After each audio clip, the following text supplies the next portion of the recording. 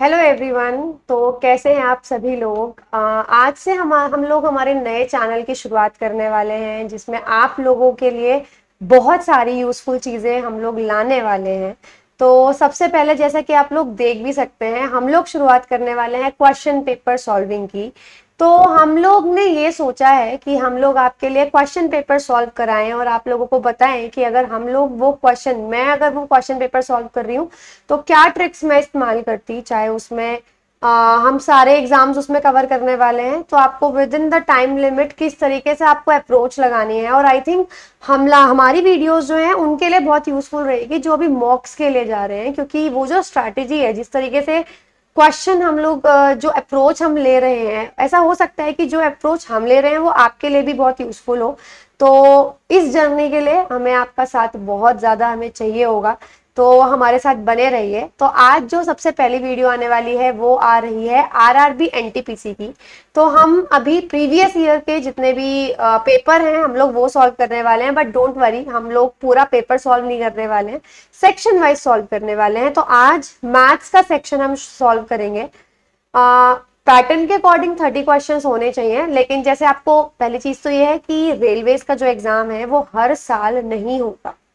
तो सबसे पहले अभी मैं बात करूं तो 2016-17 में हुआ था और बहुत सारी शिफ्ट्स थी। तो सबसे पहली जो शिफ्ट थी 6 दिसंबर को शुरू हुई थी, तो 6 दिसंबर का आज हम लोग एग्जाम का जो मैथ्स का सेक्शन है वो कवर करने वाले हैं। CBT 1, that means computer based test होता है। मैथ्स का सेक्शन हम कवर करने वाले हैं। तो उससे पहले मैं आपको पूरी प्रोसेस एक बार समझा दूं।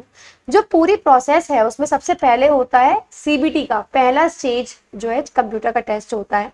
जो उसमें सेलेक्ट होंगे उनके लिए सेकंड स्टेज के लिए वो जाएंगे। फिर typing test, computer based aptitude test होता है जिसमें टाइपिंग वगैरह आपकी देखी जाती है। और उसके बाद होता है आपका डॉक्यूमेंट वेरिफिकेशन या मेडिकल एग्जामिनेशन।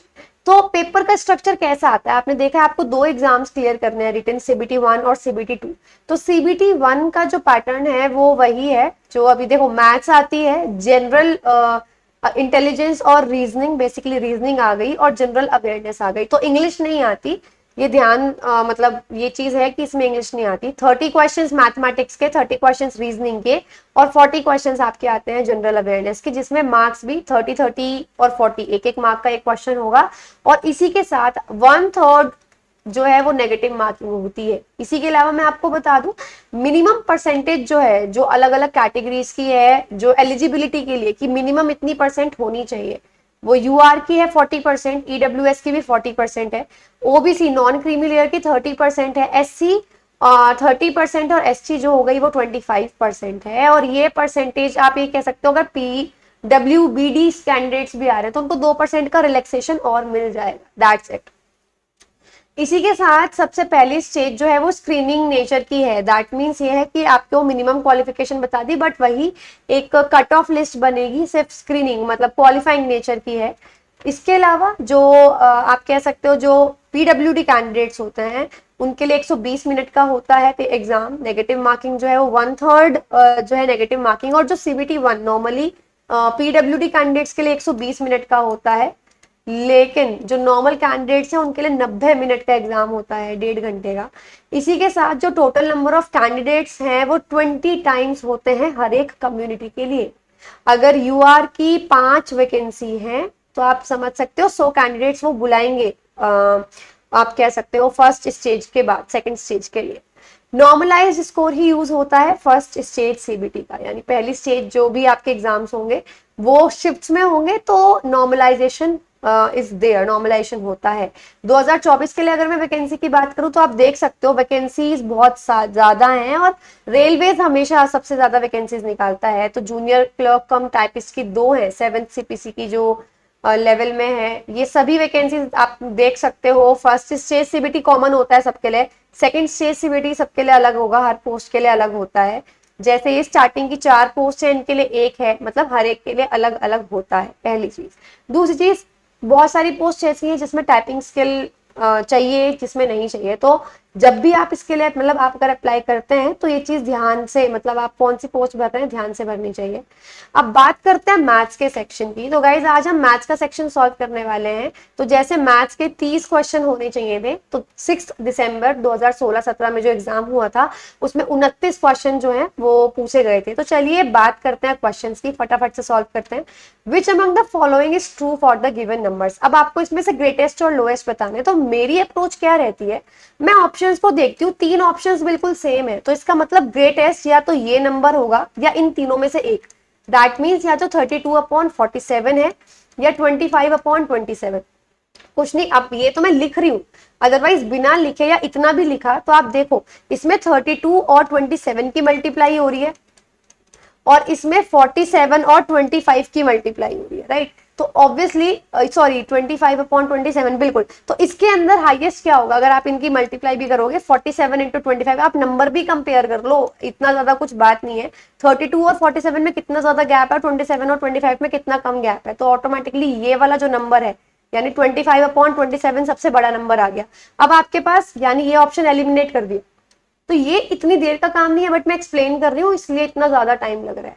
अब बात करते हैं इन 3 ऑप्शंस की। इन 3 ऑप्शंस में भी नंबर 2 पे अब आपके पास 2 ऑप्शन आ गए, या तो 20/47 या 32/47। अब डिनोमिनेटर सेम है तो 32/47 ही बड़ा होगा, तो यानी सिर्फ ये 2 ऑप्शन बच गए। अब इन दोनों में आपको देखना है, मतलब क्या है कहने का कि ऑप्शन से ज्यादा इजीली सॉल्व होगा। अगर आपको लगता है फ्रैक्शन ऐसी है 2/5, 4/5, 3/8, इनको पॉइंट में करके सॉल्व कर लो, लेकिन अगर फ्रैक्शंस इतनी बड़ी हैं तो गो थ्रू द ऑप्शंस।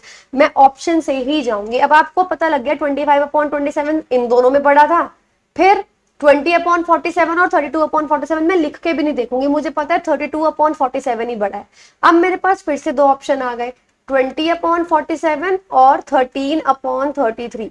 अगर आप मल्टीप्लाई करोगे 47 इंटू 13 और 33 इंटू 20, अगर आप कंपेयर करोगे, वापस से मैं बता दूं आपको, ये नंबर बड़ा लग रहा है मुझे देखने से ही, तो option C is the correct answer.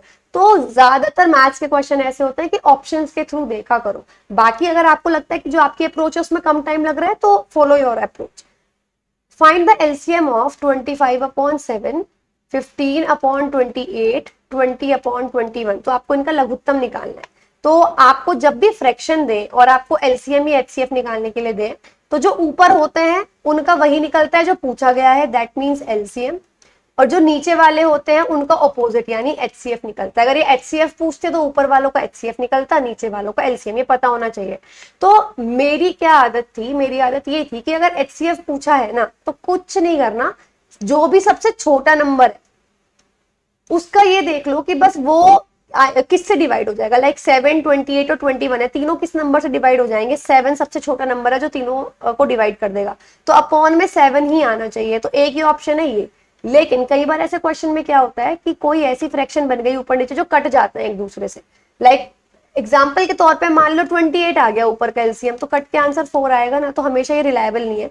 Anyways यहाँ तो ऊपर 7 है, अब ऊपर है 25। एचसीएफ में मैं देखती हूँ सबसे बड़ा नंबर, सबसे छोटा नंबर सॉरी, और एलसीएम में देखती हूँ largest number. Like largest number क्या है 25, तो मैं 25 का टेबल जो है टेबल पढ़ती थी कि कौन सा ऐसा नंबर है जो तीनों के उसमें आ जाएगा। तो जैसे मुझे पता है, अब आपको दिख रहा है 300 की ही लाइन में है, तो 250 तक तो क्रॉस हो चुका है, छोड़ दो। 250 के बाद 275, 275 20 के टेबल में नहीं आता। उसके बाद क्या बचा 300, 300 ही ऐसा नंबर है जो तीनों के टेबल में आएगा, तो 300/7। एक्स इज 5 feet tall, ठीक है। He notices that he cast a shadow that is 3 feet long. He then measures the shadow cast by his school building is 30 feet long. देखो इसने बोला x है वो 5 फीट लंबा है, वो 3 फीट लंबी शेडो डालता है। उसने नोटिस किया कि उसका स्कूल है, जितना भी लंबा है हमें नहीं पता, बट उसकी जो शेडो है वो 30 फीट की है, तो आपको उसकी लंबाई निकालनी होगी। जब भी 2 ट्रायंगल बन जाए हमेशा सिमिलैरिटी का क्राइटेरिया फॉलो होगा, ठीक है, ये ध्यान से रखना। सिमिलैरिटी का ले लो या फिर आप कह लो इनका रेशियो हमेशा सेम होगा।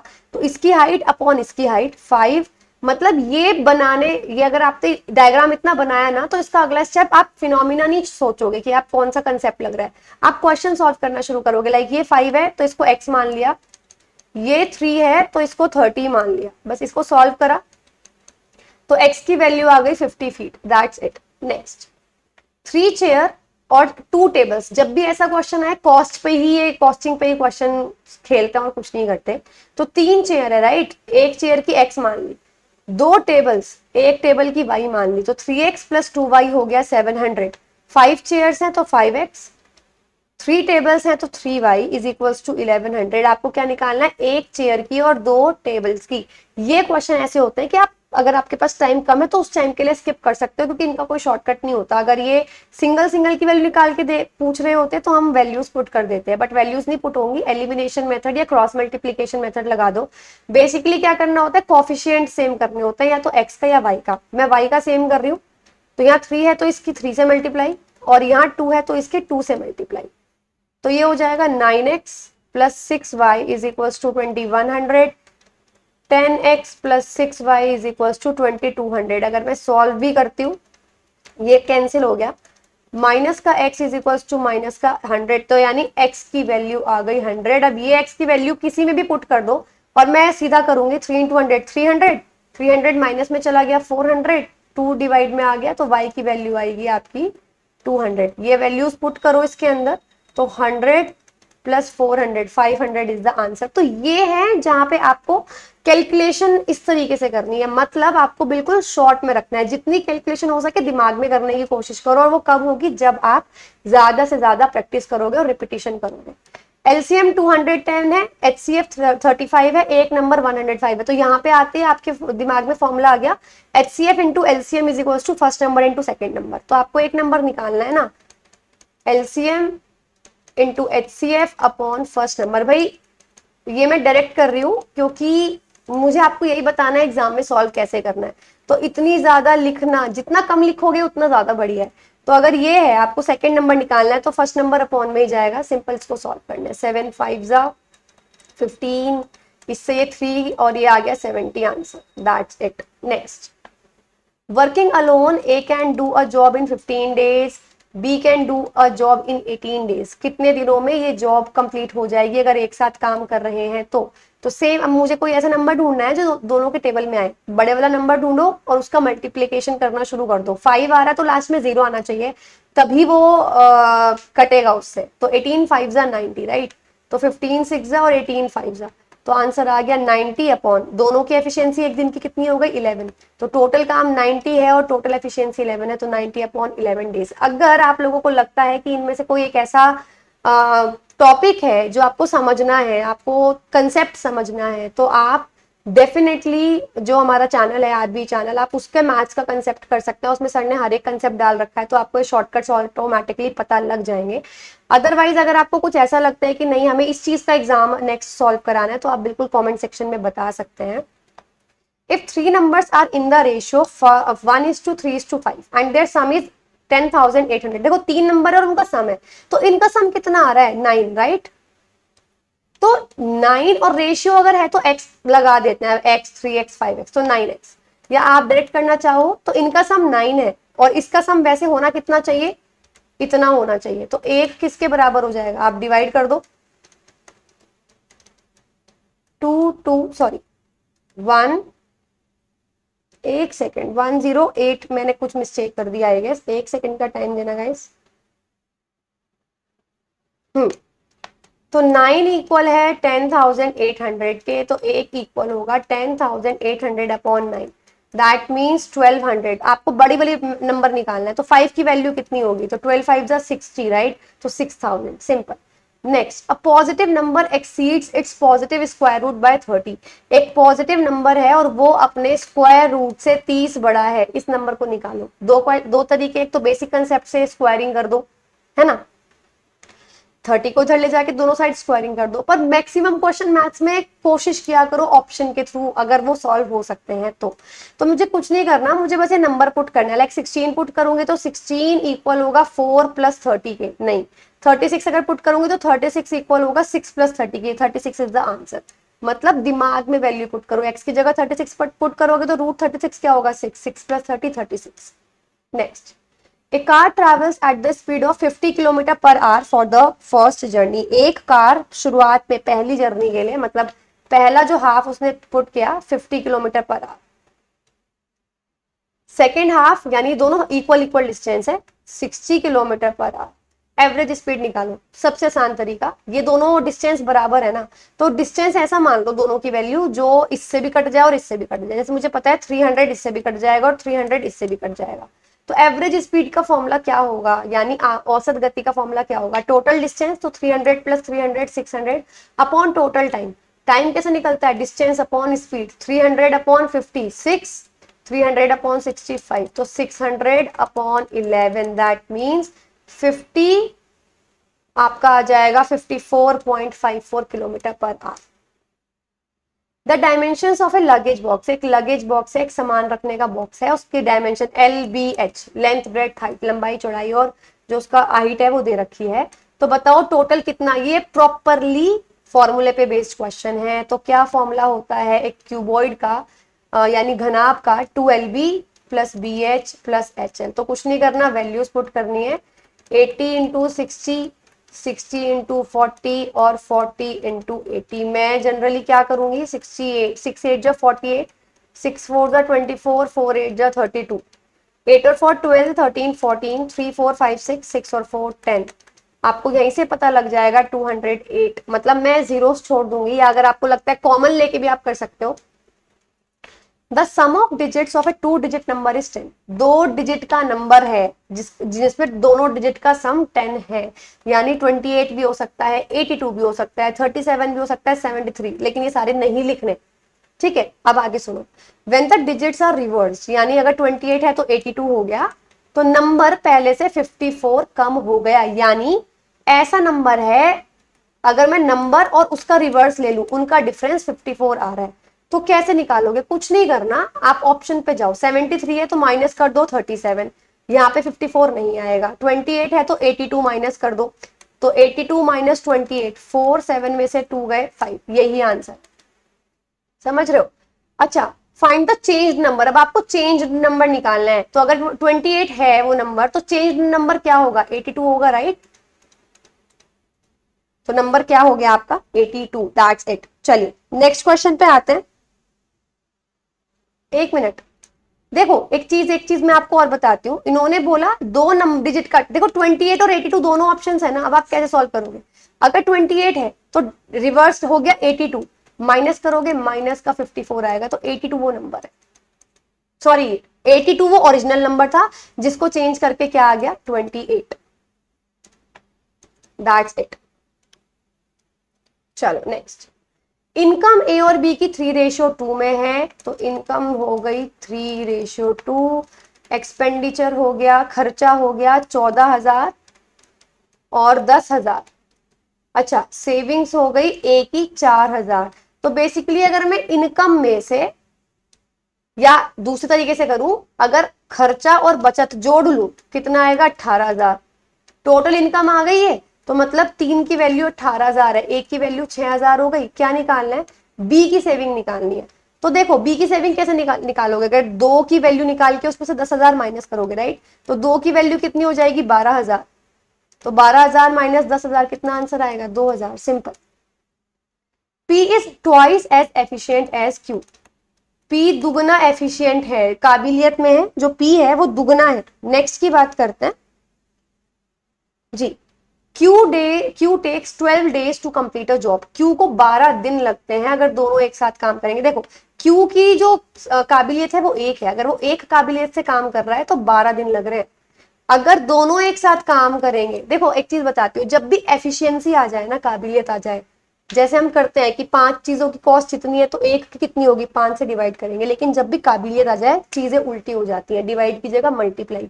क्योंकि कॉमन सेंस लगाओ ना, अगर एक एफिशिएंसी है, मेरी एक ही काबिलियत है, मैं 12 दिन में कर रही हूँ, अब दोनों मिलकर 3 हो गई, तो अगर 3 काबिलियत हो जाए तो दैट मीन्स मेरी काबिलियत बढ़ गई, तो मुझे कम दिन लगेंगे ना, तो 12/3 यानी 4 दिन में काम हो जाए।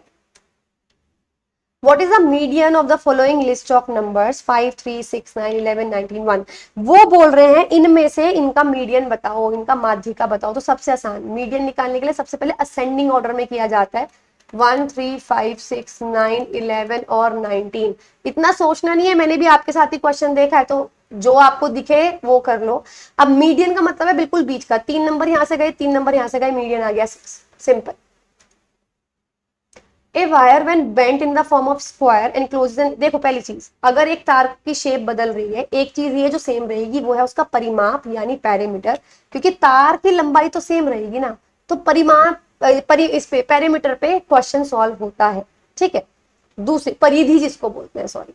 अब सुनो, तो जब स्क्वायर की शेप में था तो उसका एरिया इतना था, तो स्क्वायर का एरिया साइड स्क्वायर होता है 484, तो x की वैल्यू आ गई 22, यानी एक साइड की तरफ की वैल्यू 22 आ गई, तो पूरे लेंथ कितनी होगी वायर की, इस 4x, क्योंकि पैरामीटर का वही तो होता है 4x, 4 इंटू 22 दैट मीन्स 88।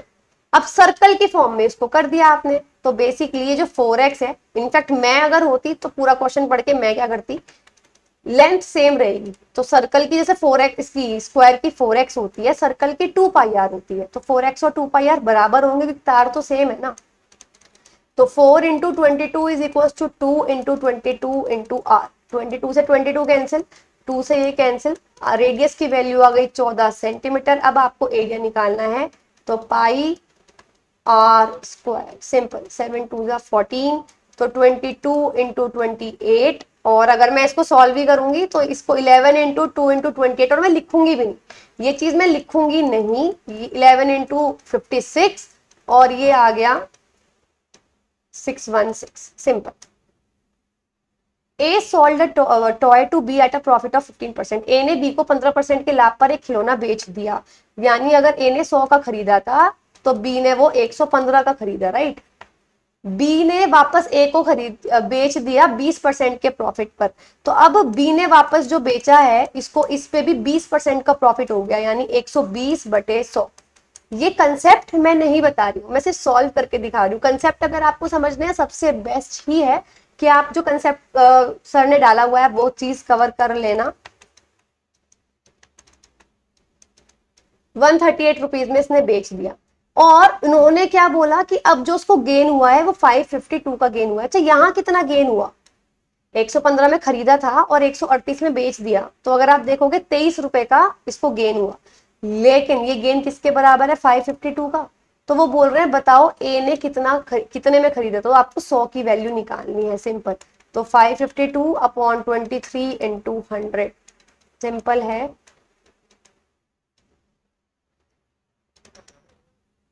ये हो गया आपका 2400।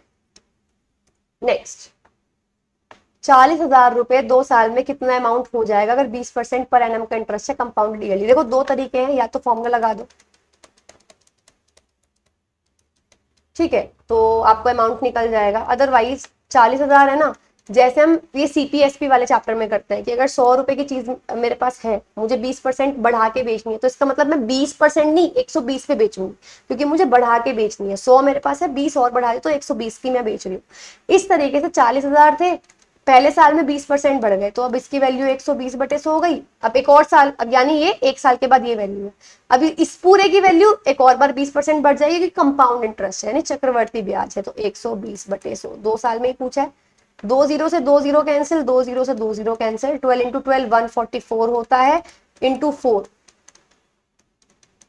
576 वाला answer. Next, how long will a sum of money take to double if it is invested at 9 point, देखो कितने टाइम में वो मनी डबल हो जाएगी। अगर प्रिंसिपल थी तो वो टू प्रिंसिपल हो गई, अमाउंट जो है वो ये हो गया, तो इंटरेस्ट कितना मिला होगा उसको। इंटरेस्ट कैसे निकालते हैं, ब्याज कैसे निकालते हैं भाई, अगर 100 रुपए हैं और बैंक ने आपको 200 रुपए करके दिए, तो आपको ब्याज कितना मिला, 100 रुपए का एक्स्ट्रा ब्याज मिला, 100 रुपए फालतू मिले, तो प्रिंसिपल था वो डबल हो गया, यानी इंटरेस्ट कितना मिला है, प्रिंसिपल के बराबर। कुछ नहीं करना, सिंपल इंटरेस्ट का फॉर्मूला लगाते हैं, आई बराबर पी आर टी अपॉन 100 है ना, तो इंटरेस्ट की जगह पी की जगह भी पी, रेट है 9.09, टाइम आपको निकालना है अपॉन 100, पी से पी कैंसिल, टाइम आ गया 100 अपॉन 9.09। इसको सॉल्व करना है, अप्रोक्सीमेटली में आपका आंसर आ जाएगा, सिंपल। चलिए नेक्स्ट क्वेश्चन की बात करते हैं। लगभग 11 years. Next, a train crosses a stationary object in 10 seconds, एक ट्रेन है वो 10 सेकंड में एक स्टेशनरी ऑब्जेक्ट को कवर कर लेती है। What is the length of the train, अब देखो 10 सेकंड कैसे आया होगा, टाइम है ना, तो डिस्टेंस अपॉन स्पीड, तो रुका हुआ एक पदार्थ है, एक ऑब्जेक्ट है, वस्तु है, तो उसकी लेंथ तो कुछ है ही नहीं क्योंकि वस्तु बता दी इन्होंने। ट्रेन की लेंथ ही कवर की होगी, तो ट्रेन की लेंथ x मान ली, ट्रेन की स्पीड y मान ली, इज इक्वल टू 10। मैं इस तरीके से क्वेश्चन सॉल्व करेंगे, distance upon speed is equal to 10। What is the length of train if the speed of train is 25? तो अब y की जगह भी 25 बता दिया इन्होंने, तो आपको लेंथ निकालनी है 250 आंसर। नेक्स्ट, दो पोल्स है, एक की हाइट 12 और एक की हाइट 17। इनके बीच का डिस्टेंस कितना है? 12 है। इनके टॉप का डिस्टेंस निकालना है। देखो 3 4 ना पाइथागोरियन ट्रिपलेट लर्न करके रख लो, जैसे 5 12 13 सबसे फेमस है, सबसे फेमस। अब एक बात सुनो, आपको ये निकालना है ना, इसको ज्वाइन किया, ये 12 आ गया, ये पूरा 17 था, ये 12 था, तो ये कितना आ गया? 5। तो 5 12 कितना होगा? ऑटोमेटिकली 13। आपको सॉल्व करने की नीड नहीं पड़ी। और जो मॉक दे रहे हैं उतनी, उन लोगों की इतनी कैलकुलेशन नॉर्मल होनी चाहिए। अगर स्टार्ट ही कर रहे हो तो वो पॉलिश हो जाएगी। आपको डर लगने की जरूरत नहीं है कि मैं तेज कर रही हूँ या धीरे कर रही हूँ, क्योंकि सबकी स्पीड चेंज होती है और मैं यहाँ एक्सप्लेन भी कर रही हूँ, उस चीज का भी ध्यान देना है। 11 रिजल्ट्स का एवरेज औसत 50 है। सीधा सम पे क्वेश्चन सॉल्व करा करो एवरेज के। तो टोटल 11 का जो सम आ जाएगा 550 मल्टीप्लाई, शुरुआत की 6 का जो सम है वो हो जाएगा 6 इंटू 49। लास्ट की 6, शुरुआत की 6 और लास्ट की 6 में छठी वाली तो 2 बार आ गई ना, ये तो स्टार्टिंग की है। और लास्ट की जो 6 है वो हो गई 52 इंटू 6।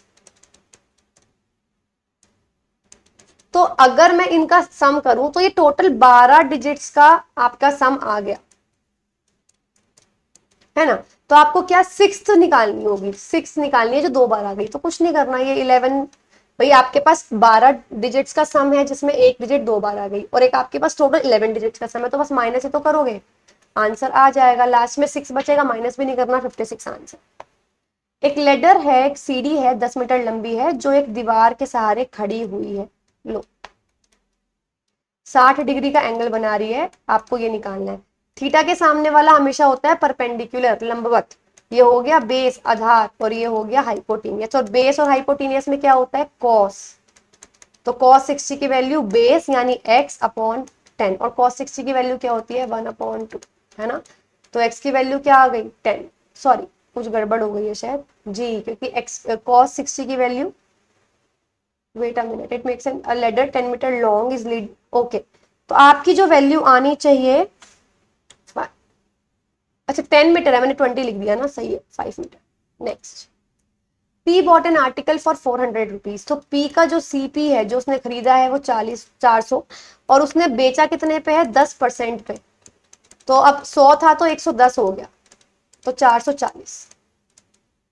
कितना प्रॉफिट बढ़ जाएगा अगर वो 460 का बेचे? तो 460 का बेचेगा अगर, तो उसको कितना प्रॉफिट और इंक्रीज बताओ प्रॉफिट परसेंट में, तो कितना प्रॉफिट परसेंट बढ़ेगा। तो पहली चीज, तो पहले मैं इस वाले में प्रॉफिट परसेंट निकालती हूँ, कितना है? 10% है, ये दे रखा है इन्होंने। अब इस वाले में प्रॉफिट परसेंट निकालती हूँ। 400 और 460 में 60 का प्रॉफिट हुआ, upon 400 into 100, 60 upon 4, that means 15%। तो इसमें 15% का हुआ, इसमें 10% का हुआ, तो कितना डिफरेंस है? 5% का डिफरेंस है, answer.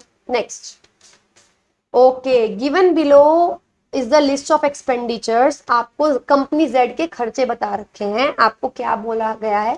Average amount of bonus per year, हर एक साल में जो एवरेज अमाउंट है बोनस का, व्हाट इज द, हाँ तो कोई दिक्कत नहीं है, बोनस ये है ना, तो इस इन सबका एवरेज निकालना है, तो इन सबको ऐड करना पड़ेगा ना। मैं यही ऐड कर लेती हूँ, 5 और 5 10, 19 और 19 और 3 हो गए 22। तो 6 5, अच्छा 1 मिनट में कलर भी चेंज कर लेती हूँ ताकि आपको क्लियरली दिखाई दे। तो ये 2 यहाँ कैरी फॉरवर्ड हो गया, 7 और 7 14, और 6 20 25 26 27, तो ये हो गया 7 एंड 2 कैरी फॉरवर्ड, 2 3 4 5 6 7। तो ये 772 अपॉन कितने साल का हो गया? 1 2 3 4 5, सिंपल 5 से डिवाइड करोगे आपका आंसर आ जाएगा। ठीक है, चलिए आई थिंक इसका निकाल भी लेते हैं।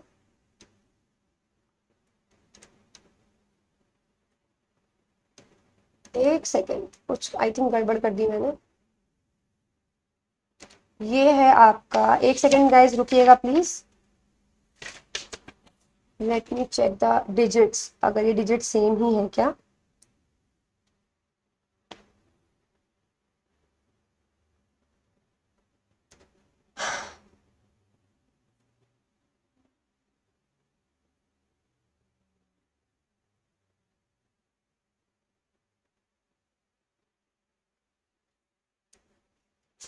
आई थिंक मैंने ऐड में कर दी। What is the average amount of bonus per year, तो ये 15। Let me check once again, I think this question में कुछ प्रॉब्लम हो रही है, एक मिनट रुकिएगा प्लीज। ओके ओके, पॉइंट में है, मैंने यहाँ गड़बड़ कर दी, 77.2/5 आई थिंक।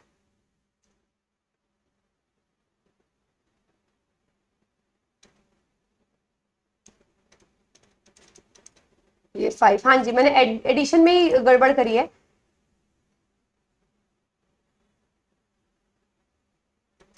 आई गेस ये 75.2/5 है, तो ये हो जाएगा शायद 75.2 ही है। मैं दोबारा से अगर ऐड करूँ तो टाइम ले रहा है, तो इसलिए शायद तो 5 3 8, 8 और 9 17 और 5 22, 2 और 5 7 और 7 14, 21, 21 और 6 27 और 27 एंड 8 इज 35। 3 4 5 6 7 8, तो ये 85.2 है। तो 85/2, 85.2 को जब आप 5 से डिवाइड करोगे, नाउ इट मेक सेंस। देखो ये आ जाएगा 17.04 lakhs, सिंपल। नेक्स्ट। बहुत टाइम ले लिया इस क्वेश्चन ने, जबकि इतना क्वेश्चन टाइम कंज्यूमिंग नहीं था, तो सबके साथ होता है, इतनी बड़ी कोई बात नहीं है। व्हाट इज द, लेकिन हाँ ये है, ऐसा क्वेश्चन आपको सिलेक्शन कॉस्ट कर सकता है। तो ये गड़बड़ मैंने जैसे की थी कि जल्दीबाजी में मैं एडिशन गलत कर रही थी, ऐसा मत करना। What is the total expenditure of company Z in year 2011, total expenditure बताना है आपको। तो आपको इन सब डिजिट्स को ऐड करना है, तो लास्ट डिजिट ऐड करते हैं। तो 8 और 3 11 एंड 5 16, 16 और 7 हो गए 23, 23 और 2 हो गए 25, ठीक है। और पॉइंट में यहाँ पे 4 है ही, तो लास्ट में 5.4 इसी में आ रहा है answer. Next. What is the expenditure on fuel and transport as a percentage of expenditure on salary. आपको करना क्या है, फ्यूल 2012 के लिए ये रहा, इसका परसेंटेज निकालना है 233 का, और किसकी तरफ, इसकी सैलरी के साथ परसेंटेज निकालना है। सिंपल। अब आप कैसे निकालोगे, कुछ नहीं करना, बेसिकली कैलकुलेशन नहीं, और कुछ कर भी नहीं सकते हैं। 23300/557, सिंपल डिवाइड करना। ये सोचने की कोशिश मत करना इससे मैं ऊपर नीचे कट करूं, क्योंकि बहुत रेयरली ही आप ढूंढ पाओगे ऐसे।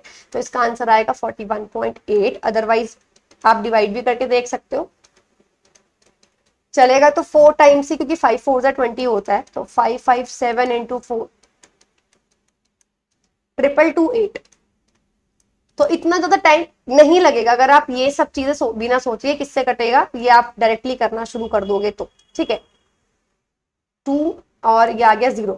तो अब आपने पॉइंट लगाया, सॉरी ये आपने क्या करा है, यहाँ पे ये नीचे उतारा 2, सॉरी 0 नीचे उतारा, पर ये नहीं चला, तो 40 पॉइंट।